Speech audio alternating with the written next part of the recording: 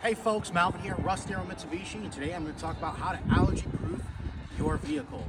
So the number one thing is to keep your outside clean, because you never know when your passenger is going to just brush up against your car, bring all this excess dirt and grime and pollen inside your vehicle to where you're going to cause you to sneeze and get in your eyes if you have irritation in your eyes. Also, another one is to replace your cabin air filter every 12,000 miles.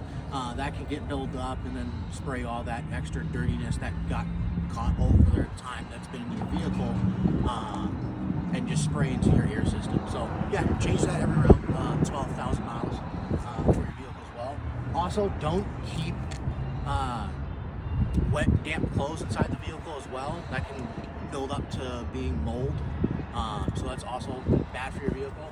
And also vacuum regularly.